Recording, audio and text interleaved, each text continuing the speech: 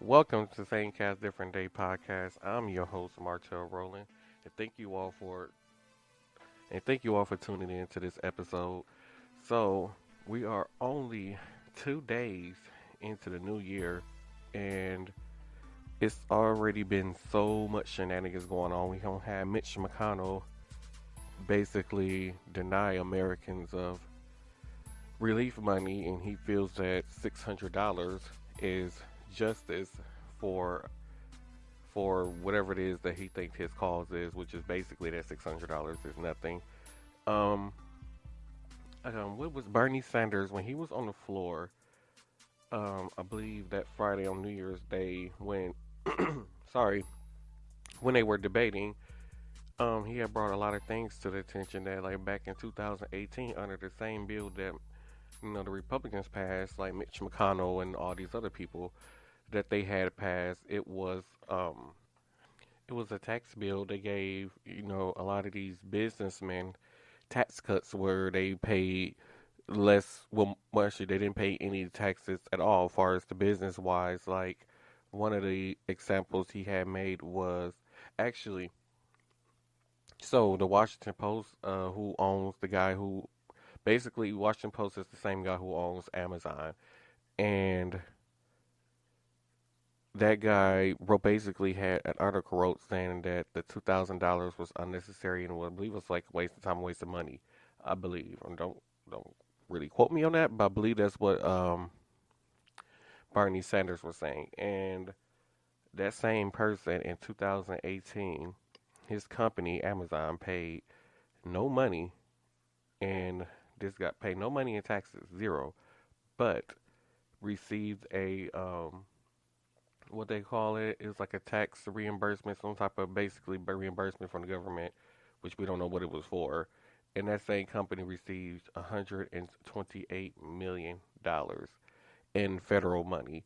And then there's this another company where that company also paid no taxes in 2018, and yet that company got back $189 million.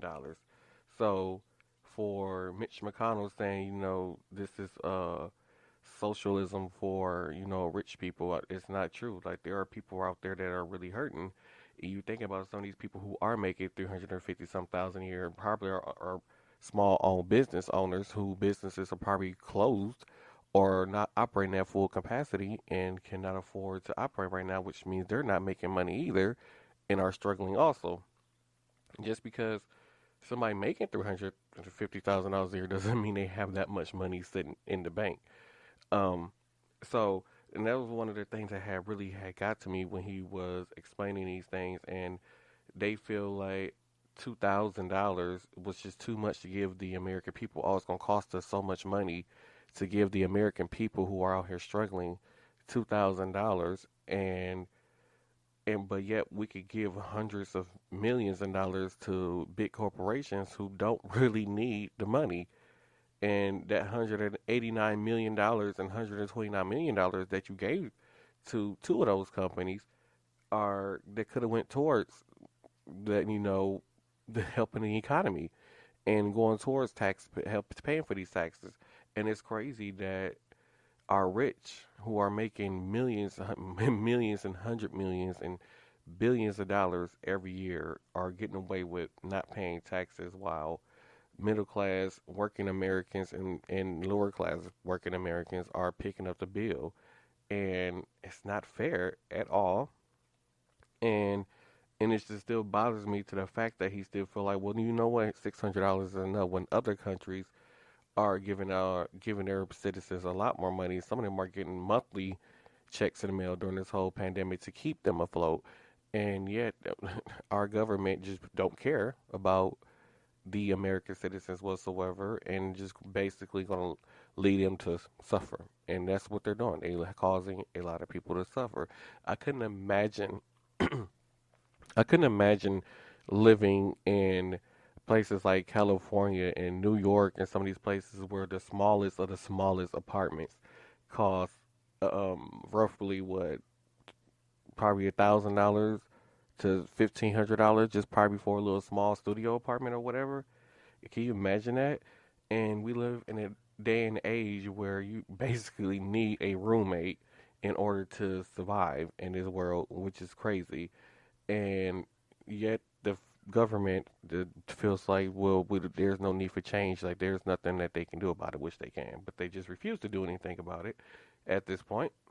So yet they feel that sending money overseas is a good solution to helping out our overseas people, but yet you can't help out your own people, and they're getting paid, still getting paid, some of them hundreds of thousands of dollars to sit and debate on how much we are suffering right now and what they're going to do to help, which is nothing because they haven't done anything to help but help small businesses get loan and the paycheck protection program, and then outside of that, it's like, what are you really doing? And for those middle class Americans, who are really struggling right now, those people are not eligible for, food stamps and rent assistance and everything else that goes along with that. So it's like, what do you expect people to do? Like, a lot of these people need this money and they need way more than $600. I mean, $600 don't even get you anywhere no more. $600 don't even pay rent no more. I don't know what he expect $600 to do. Anyway, moving along. So we are only 2 days into the new year here, and already we have a double homicide already where I live at, and it's just crazy. You would think that you would think that with a new year, maybe things would calm down. But it's just like, because of this whole pandemic, people are out here going crazy. People are not working. People are losing their jobs. So it's like, at what point, what do they do to be able to survive out here? And the people who are robbing and shooting and killing. And once again, we have this government that's sitting around not doing anything. Just saying. And I probably should have started with this anyways, but how was everybody New Year? If you seen this link on Facebook or Instagram, wherever you're seeing it at, please drop down in the comments. How was your New Year's? Because mine went pretty well. I stayed in. Yep, I pretty much stayed in. I didn't go anywhere. I didn't leave the house. I stayed in, went and had some fun with the family. Um, got a little bit wasted because I think we was up till like 3 o'clock in the morning, but it was so fun and it was so worth it.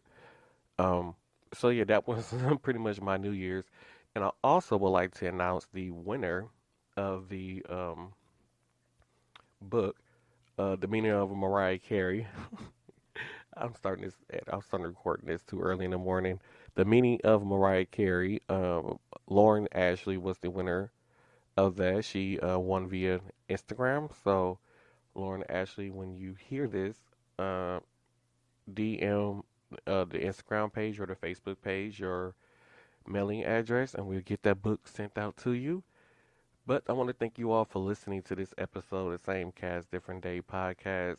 Um, Please, I want to get this out ahead of time before Georgia's election, because this is one of the examples why we need to get out and vote and get the right people into office who is willing to make the change and do what is necessary for to keep some of these people who are really struggling out here during this pandemic alive, and people who actually care about what's going on with the general public.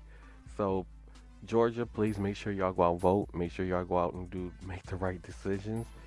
Um, a lot of what's going on and will happen for the next 4 years is really resting on your shoulders right now. So please make sure y'all get out there and go vote. Like I said, thank you all for listening to this episode of Same Cast Different Day podcast. You can find our podcast on Facebook, Twitter, and Instagram at SCDD Podcast. And you can only find me on Facebook, so I am no longer on Twitter due to Twitter lack of privacy and safety and security. So I'm not on Twitter with a private page on Twitter, but you can find me on Facebook and Instagram at Martel Rowland.